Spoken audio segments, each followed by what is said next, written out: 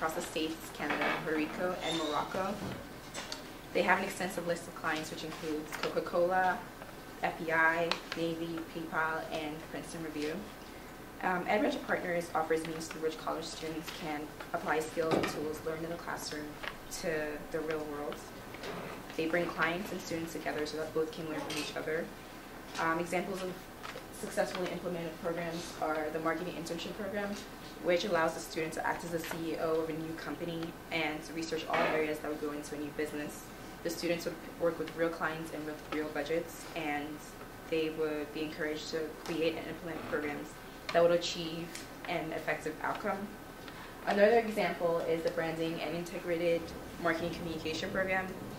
The student would develop a client-based marketing platform by conducting peer-tested research on a target audience. The experience is unmatched because students bring real-world experiences from what they learn in the classroom.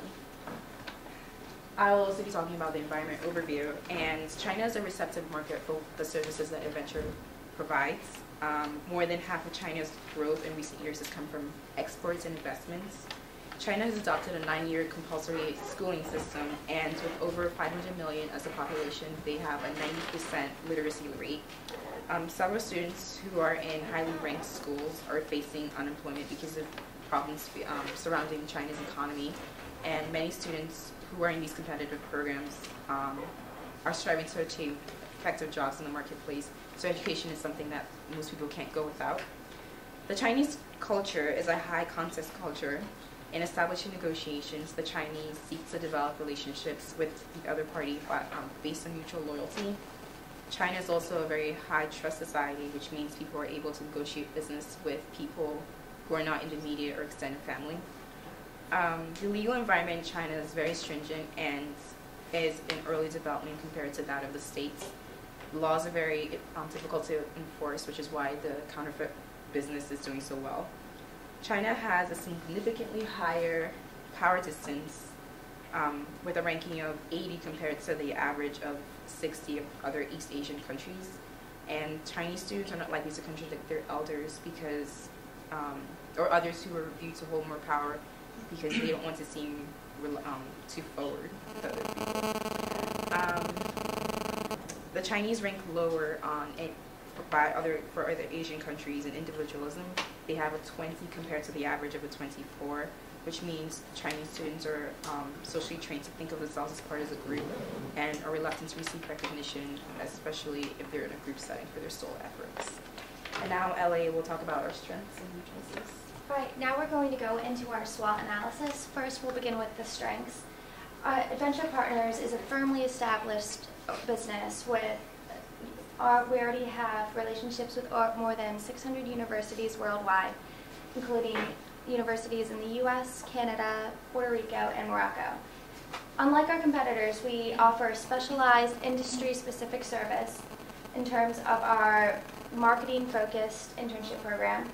We've shown a strong performance at international marketing competitions, and we have existing relationships with many clients who have large global companies. And many of these global companies already have subsidiaries within mainland China. Finally, our U.S. university partners have affiliated partnerships with universities in China, and we hope to use this as a medium to enter the Chinese market. To go on to weaknesses, one of our main weaknesses is we have limited operational experience in the Chinese market. Also, we need to do some more research and find out more information about environmental regulations. And our EdVenture Partners in the U.S. emphasizes our relationship with the U.S. government. And we advertise for the U.S. Navy, U.S. Army, U.S. Marines, Homeland Security. However, in the Chinese market, the Chinese people are very nationalistic, and we may run the risk of being foreign at certain times. To go on to opportunities, we think that China has a lot of opportunities for our company in particular. It's one of the fastest growing markets in the world, and there's an increasing growing demand for effective marketing programs for global brands as they're trying to market their goods to the growing amount of Chinese consumers. Also, there's a very intense competition in the Chinese job market. most graduates from Tier 1 Chinese schools are faced with unemployment. Also, they have to compete with jobs from very competitive candidates from Tier 2 Chinese schools.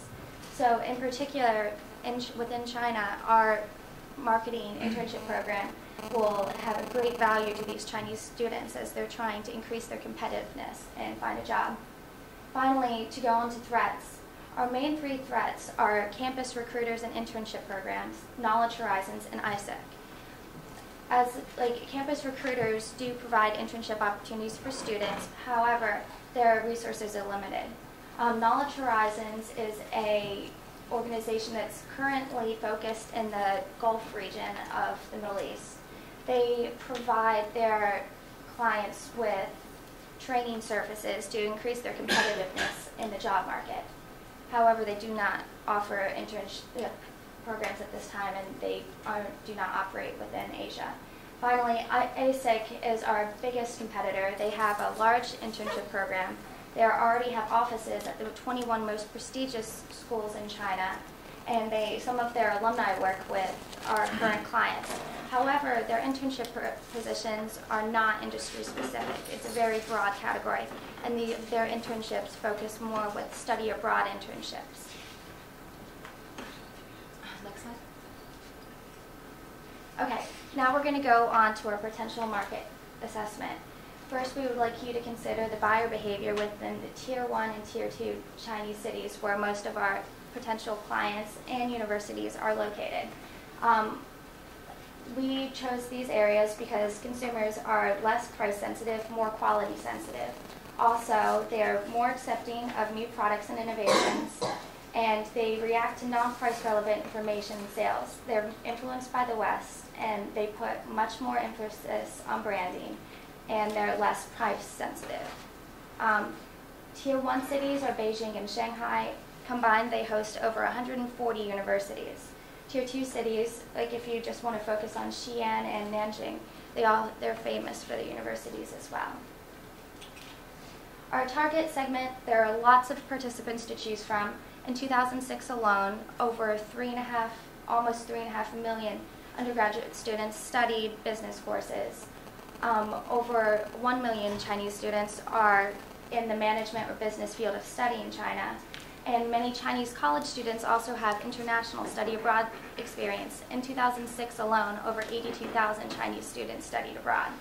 In terms of university partners, we hope to target the top 10 most prestigious universities in China, in particular the top 5 Chinese business schools as shown right there. Finally, for potential clients, first we seek to expand on opportunities with our existing clients, as many of these companies have subsidiaries within China. We just put up some logos as some examples of our current clients. Also, there are more than 250 U.S. clients, or U.S. companies which have operations in China. It would be easy for us to network with them and get potential internship opportunities. And also, there's a huge potential to form new opportunities with well-known international companies, as marketing knowledge and programs are going to be greatly demanded in the future. Now I'll go into the market entry strategy that we chose. For the market entry strategy, we chose to ease into the Chinese market by